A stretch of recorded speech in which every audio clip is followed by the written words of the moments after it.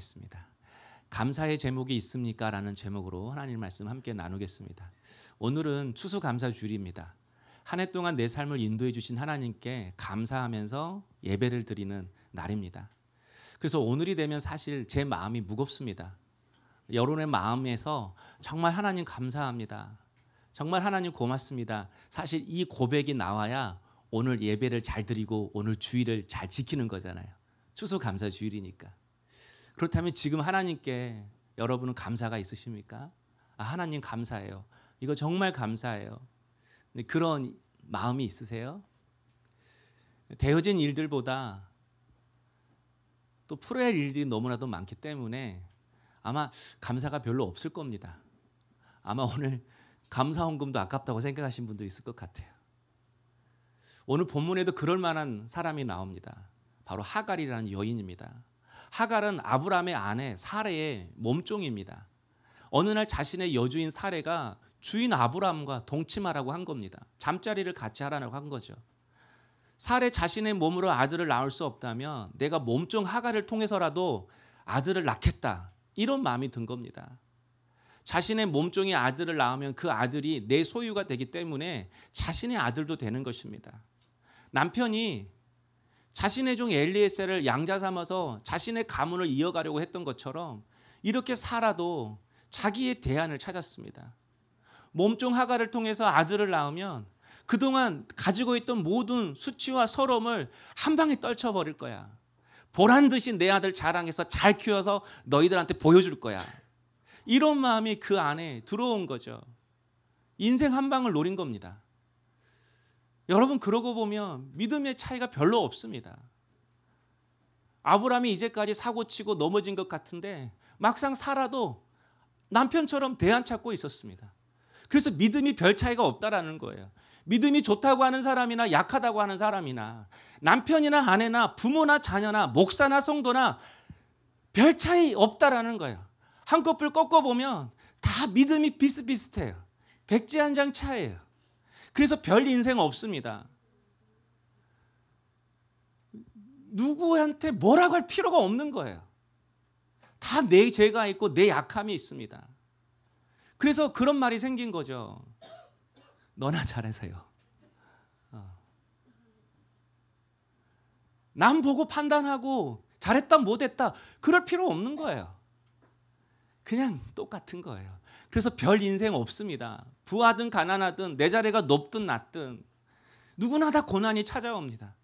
좋은 대학, 좋은 직장에 들어가고 남들 부러워하는 결혼을 해도 다 인생의 밤이 찾아옵니다. 우리 어르신들은 그거 다 아시잖아요. 그때 다 시험 들고 다 대안 찾고 다 원망하고 다 무너집니다. 왜죠?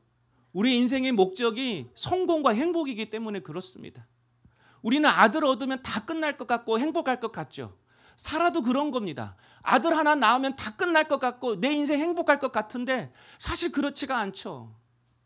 아들 낳으면 아들 하다가 그 다음에 돈 하고 그 다음에 대학 하고 직장 하고 결혼하고 그래서 결혼되어지면 명품하고 그 다음에 뭐 하죠? 땅 아파트 요새 유행하는 노래가 아파트래요. 아파트 벌써 나오잖아. 아파트 다르네요. 역시 뭐가 통하는 것 같아. 오늘 애들 없었으면 저만 완전 무한할 뻔했어요. 그러니 여러분 인생의 목적이 성공과 행복이니까 내 소원 안 들어주신 하나님만 원망이 되는 겁니다. 남편 아브라함이 엘리에셀을 양자 삼으려고 하는 모습 보면서 그래서 하나님이 당신 때문에 약속을 안 지켜주는 거야. 당신 이렇게 엘리에셀 대안 찾고 세상 방법 의지하니까 하나님이 이렇게 안 풀어지잖아. 이렇게 배우자한테는 이야기하면서 자신은 몸종 하갈을 통해서 자녀를 얻으려는 자기 약함, 자기 모습은 보지 못하는 겁니다. 그래서 인간의 진짜 고통은 물질 고통이 아니래요. 우리는 물질 고통이 가장 힘든 고통이라고 생각하는데 철학자 쇼펜하우어는 인생의 고통은 물질 고통이 아니라 권태감이래요. 뭘 줘도 만족함이 없는 거, 뭘 줘도 행복하지 않는 거, 만족함이 없으니까 조금만 내가 원하는 거 채워지면 또 새로운 거 찾고 또 만족을 얻기 위해 찾아 살다가 결국은 망한 인생 산다라는 겁니다. 그래서 하나님이 자식 문제 가지고 사례를 빚으시는 겁니다. 아들 얻는 것, 성공과 행복이 인생의 목적이 아니라 날 향한 하나님의 뜻을 알고 그 뜻을 이루며 살아가는 것, 그것이 인생의 목적임을 알게 하시려는 겁니다. 우리의 인생의 목적, 삶의 목적, 결혼의 목적, 모든 목적이 성공과 행복이 아니라 하나님의 뜻에 붙들려 살아가는 거룩한 삶임을 우리가 가장 힘들어하는 자식 문제를 통해서 빚어가시는 것입니다. 여러분에게 자식은 누구입니까? 여러분이 얻고자 하는 아들은 무엇입니까? 여러분이 그렇게 바라고 원하는 것은 무엇입니까? 어떤 분들은 이런 말이 괴로울 줄 모르겠어요.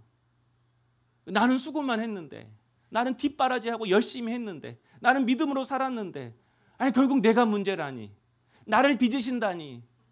우리 청년들도 사실 이해 못하더라고요. 왜 나를 빚으시려면 나를 직접 하나님이 만지시면 되지, 왜 가장 사랑하는 자녀를 통해서 빚으신다. 이게 근데 이해될 날이 와요. 이해 안 되는데 왜 제가 이런 말을 하는가? 예방주사거든요. 여러분이 어느 순간 하나님 나를 빚으시구나, 하나님 나를 지금 다듬으시구나, 이걸 깨닫는 날이 오는 겁니다. 그러면 그때 이게 생각이 나면 살아나는 거예요. 길이 보이는 거예요. 이렇게 하면 되겠구나. 그래서 우리가 오늘 여러분이 깨닫지 못하더라도 말씀을 듣는 것입니다. 그래서 때로는 그냥 삼키는 것입니다. 여러분, 내 자신을 보는 것, 내 약함을 보는 것은 내가 더 큰 죄인이다 이런 말 하려는 게 아닙니다. 너나 잘해, 사실 이런 뜻이 아닙니다. 아브라함에게만 뜻이 있는 것이 아니라 사라에게도 뜻이 있음을 말하고 싶은 겁니다. 여러분에게도 하나님의 뜻이 있음을 말하고 싶은 것입니다. 잘나고 능력 있고 실력 있는 사람만 대단한 일을 하는 것이 아니라 약해도 그 당시에 무시받는 여자라도 하나님의 뜻이 있음을 말해주고 싶은 겁니다. 자식 잘 낳고 잘 키워서 성공시키고 남편 성공시키는 게 내 인생의 목적이 아니라 사라 자신에게도, 우리 여성 여러분에게도, 엄마에게도, 아내에게도 아닌 여러분의 이름에 맞는 하나님의 뜻이 있음을 알려주고 싶은 것입니다. 그런데 10년이 지나도 사례가 여전히 하나님의 뜻을 깨닫지 못하는 겁니다. 남편이 잘 되는 것이 내 꿈이고, 자녀가 잘 되는 것이 내 꿈이고, 그것만 잘 되면 나는 원이 없고 나는 서러움 딸 떨친다. 이게 우리가 가지고 있는 마음이라는 거예요. 그러나 그렇지 않습니다. 여러분, 한 사람 한 사람에게 하나님의 뜻이 있습니다. 누구의 아내도 아닌, 누구의 남편도 아닌, 누구의 자식도 아닌 여러분 한 사람에게 하나님의 계획하심과 뜻이 있는 것입니다. 근데 사례가 10년이 지나도 깨닫지 못하는 거예요. 말씀이 안 들리는 거예요. 그래서 아들 주시지 않는 생각만 하면 항상 시험 들고 원망이 되는 거예요. 그런 의미에서 여러분, 진짜 감사할 것은 따로 있습니다. 진짜 감사할 것은 내가 원하고 바라는 것들을 얻는 게 아닙니다. 그런 감사는 금방 사라질 감사입니다. 추수감사절 준비하면서 사실 저부터 감사가 없었습니다. 성도의 숫자가 조금 늘기는 했지만 거의 그대로인 것 같고, 사실 헌금은 작년보다 더 못합니다. 그러니 감사가 안 되더라고요. 나는 나름 정말 수고했는데 열매가 별로 보이지 않으니까 감사 예배를 준비하는 저부터 감사가 없어서 사실 혼이 났습니다. 이런 마음으로 예배를 드릴 수 있으려나. 그런데 주님이 제게 이런 질문을 걸어오시는 거예요. 네가 이제까지 바람의 겨와 같은, 바람에 나는 겨와 같은 그런 감사를 했다. 그 작은 겨, 바람 불면 확 날아가잖아요. 아니, 저에게 바람에 나는 겨와 같은 그런 감사를 했다라는 거예요. 처음에는 그게 무슨 뜻인지 몰랐어요. 근데 그게 제 안에서 해석이 되는 거예요. 눈에 보이는 대로 감사하는 게 바람에 나는 겨와 같은 감사라고 하시는 거예요. 사실 매년 숫자가 늘고 헌금이 늘어난 것이 저의 감사의 제목이었어요. 그게 자랑이었어요. 말은 하지 않지만 동기 목사들 만나면 나만 코로나 때 개척해서 살아남았다, 나는 그래도 계속해서 성장하고 있다, 이게 눈에 보이는 게 저의 감사의 제목이었고, 말하지 않지만 은근히 내 안에 그걸 이렇게 드러내고 싶은, 막 페이스북에도 올리고 싶고 인스타그램도 올리고 싶고, 그냥 오늘 또 사진 한번 딱 찍어서 한번 올리고 싶고, 감사합니다 이렇게 올리고 싶고. 근데 오래 평타를 치니 감사가 사라진 거예요. 감사가 날아가 버리는 거죠. 눈에 보이는 것을 감사 제목 삼으니까 바람에 나는 겨처럼 그 감사가 훨훨 날아가 버려서 내 안이 공허한 거예요. 그래서 목사 믿음이나 성도 믿음이나 별 차이 없다라는 거예요. 믿음 좋은 사람이나 없는 사람이나 별 차이 없다라는 거예요. 지금 믿음 없어도 믿음 좋아질 거고, 여러분 지금 믿음 좋아도 언젠간 바닥에 칠 거예요. 그런데 그 주님이 제게 다시 물으시는 거예요. 진짜 감사 제목이 뭔지 아니? 제가 알 수 있나요? 근데 오늘 말씀 순서대로 준비하면서 제게 해석해 주시는 거예요.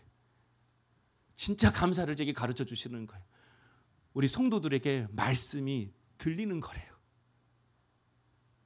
말씀을 통해서 자신의 삶과 고난을 해석하려고 하고, 그 말씀으로 힘과 위로를 얻으려고 하는 성도들이 세워져 가고 있다는 거예요. 그러니까 말씀 들리는 것이 감사 제목이고, 지금 여러분이 말씀을 통해서 깨달아지고 그 말씀 속에서 위로를 얻는 것이 지금 주님이 여러분에게 축복을 주시고 있는 것이라고 말씀하세요. 네. 정말 그래요. 작년과 올해 차이는 여러분에게 말씀이 들려진다라는 거예요.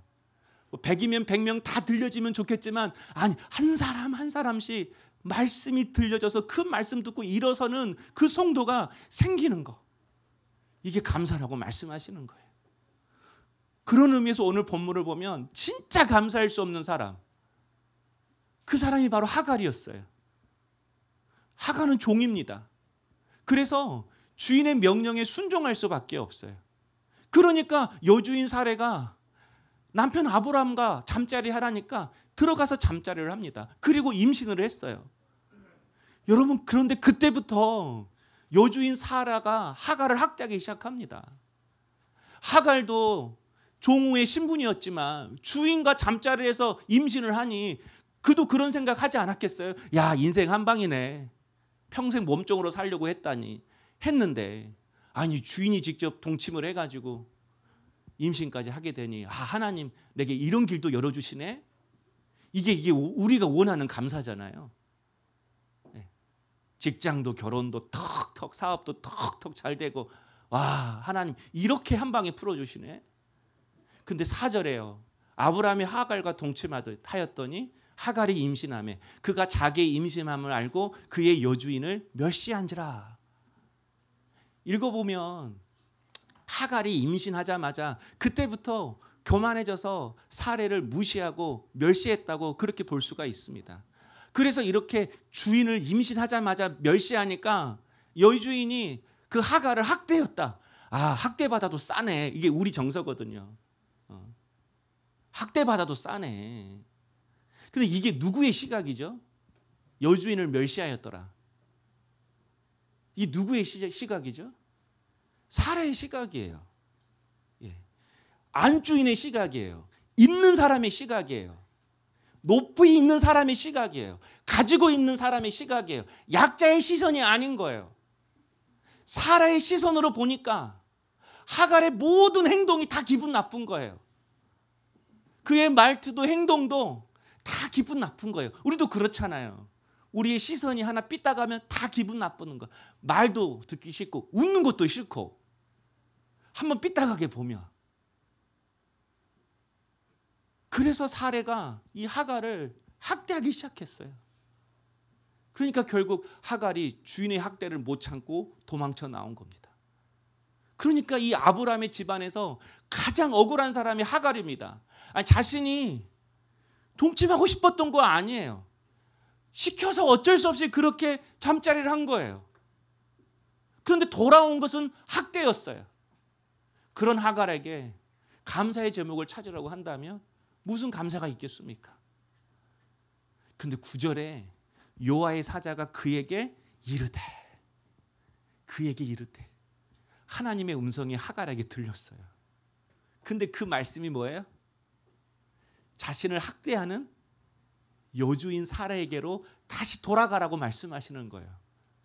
그러면 우리는 보통 어떻게 하죠? 죽어도 못 가. 그래. 죽어도 못 가. 죽어도 못 가. 내가 어떻게 해서 그 집안 나왔는데 죽어도 못 가. 이게 우리 정답이잖아요. 근데 하갈이 어떻게 해요? 다시 돌아갑니다. 학대가 있는 삶으로 다시 돌아갑니다. 어떻게 그럴 수가 있죠? 10절에 여호와의 사자가 또 그에게 이르되, 하나님이 하신 말씀이 들린 거예요. 그 말씀이 해석이 되고 깨달아진 거예요. 그게 뭐였죠? 하나님께서 임신한 아기를 통해서 큰 민족을 이루게 할 것이고 그 아들 이름을 이스마엘이라고 하라라는 이름을 지어주셨기 때문이에요. 이스마엘이 무슨 뜻이죠? 하나님이 들으신다. 이게 이스마엘이라는 뜻인 거예요. 그러니까 하나님이 이렇게 말씀하신 거죠. 아이를 키울 때 많은 어려움이 있을 거야.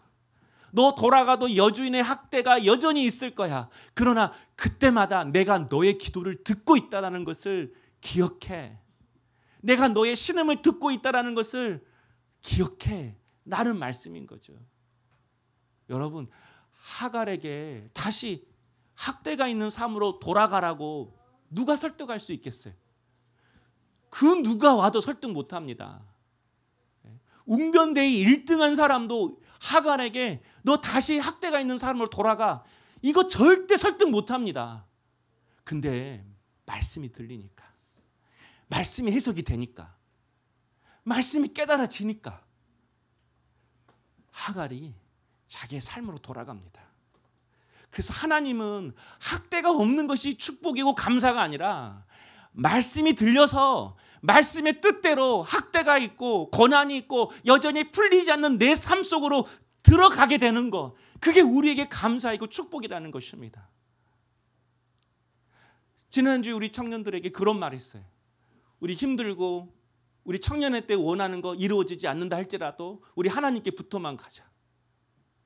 근데 하나님께 붙어 가겠다고 한 청년들이 있어요. 그게 축복이고 그게 감사라는 거예요. 우리의 직분도 그 직분 때문에 하나님께 붙어 있거든요. 그러니까 하나님께 붙어 있게 하는 그것이 감사인 거예요. 하나님을 찾고 그분의 음성을 듣게 하는 것이 축복이고 감사의 제목인 거예요. 오늘 이것이 인정되어지고 고백되어지는 은혜가 있기를 소망합니다. 성도 여러분, 믿었던 주인이 어느 날 갑자기 남주인과 동침하라고 한 일, 순종했더니 학대받았던 일, 그런데 하나님은 다시 돌아가시라고 하시는 그 일, 여기에 무엇이 이해되고 무엇이 받아들일 게 뭐가 있겠습니까? 그런데 이상하게 그 일을 통해서 하갈은 하나님의 말씀이 들려지고 깨달아졌어요. 그래서 그냥 하갈은 하나님께 붙어 있자고 한 거예요. 만약 그때 도망쳐 나왔다면 평생 도망자의 신분으로 살았을 겁니다. 자신도 상처받고 자기 아들도 상처받고 자기 아들을 향한 하나님의 크신 계획도 모르면서 자기 방식대로 아들을 키우려고 했을 것입니다. 그런데 말씀을 통해서 학대 속으로 들어갑니다. 그리고 정말 이스마엘이 또 다른 큰 민족을 이루어가는 복의 통로가 되었습니다. 그래서 말씀이 들리는 것이 축복이라고 말씀하십니다. 말씀이 깨달아지는 것이 감사의 제목이라고 말씀하십니다. 오늘 이 은혜가 우리 성도님의 있기를 주의 이름으로 축복합니다. 성도 여러분, 내 삶의 환경은 변하지 않는다 할지라도 그 말씀으로, 내게 주신 말씀으로 내 인생을 해석하고 힘을 얻으려고 하는 그 모습이 내 모습 속에 보이고, 여전히 내가 볼 때 부족하지만 그래도 내 자녀도 말씀 안에서 힘을 얻고 하나님께 붙어 있으려고 예수는 모습이 보인다면 오늘 여러분 그것이 내 감사합니다라고 고백할 수 있는 은혜가 있기를 원합니다. 이해할 수 없는 인생의 사건 속에서 말씀이 들려져서 하나님, 내 인생의 목적은 성공과 행복이 아니라 하나님의 사명 붙들고 복의 통로로 살아가는 것, 그것이 내 인생의 목적임을 알았습니다. 이것이 깨달아지는 것이 여러분의 감사의 제목이 될 수 있기를 소망합니다. 우리가 그렇게 원하는 복, 그렇게 원하는 생각과 행복은 우리는 만들 수 없습니다. 우리는 복을 만드는 사람이 아닙니다. 하나님이 예비하신 복을 그냥 찾는 사람이고 하나님이 준비하신 그 복을 그냥 발견하는 사람뿐입니다. 우리는 하나님의 옆에 복을 두셔도 알지 못합니다. 하갈이 집을 나가서 광야를 헤맬 때 자기 옆에 샘이 있어도 그는 보지 못했습니다. 하나님이 보여주시니 자기 옆에 있는 샘이 보인 겁니다. 아브라함도 자기 아들을 번제물로 바치려고 했습니다. 그런데 이미 모리아 산에는 수풀에 걸린 수당이 있었습니다. 그런데 그게 안 보이니 진짜 자기 아들을 번제물로 바치려고 했습니다. 그런데 하나님이 눈 열어주시니까 바로 옆에 순양이 수풀에 걸려있는 것이 보인 겁니다. 이게 안 보였으면, 이게 안 깨달아졌으면 하마터면 아들 죽일 뻔했습니다. 여러분, 안 들리면, 안 깨달아지면 오히려 하나님을 향한 그 열심이 나도 죽이고 내 가정도 죽이는 무서운 기복주의 신앙이 될 수 있는 겁니다.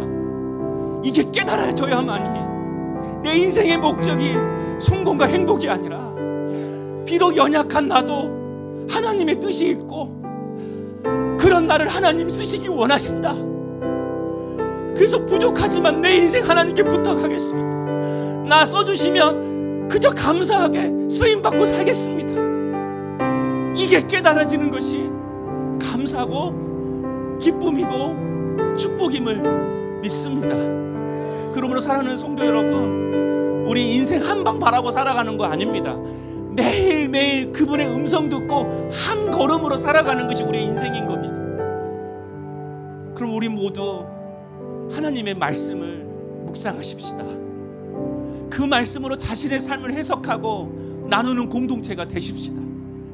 그 말씀 속에서 인생의 사명을 발견하고 이제는 그 누구의 남편도, 그 누구의 아내도, 누구의 아들도, 누구의 자식도 아닌 하나님의 사명자로 살아가십시다. 그럴 때 하나님은 우리의 인생 가운데 찾아오셔서 우리의 삶을 통해 별이 되게 하실 것입니다. 상처로 꼬꾸라지는 인생, 상처 때문에 순간순간마다 분노하고 은혜 쏟아부는 인생이 아니라 이제 그 상처가 말씀으로 해석되어져서 하나님, 그 상처 때문에 내가 하나님 만났습니다. 그래서 그 상처가 내게 별입니다. 내게 상급입니다. 그리고 여러분의 그 상처가 똑같은 아픔과 상처의 길을 걷고 가는 그 사람에게 별이 되어지는 그런 복된 인생 될 수 있기를 주의 이름으로 축복합니다.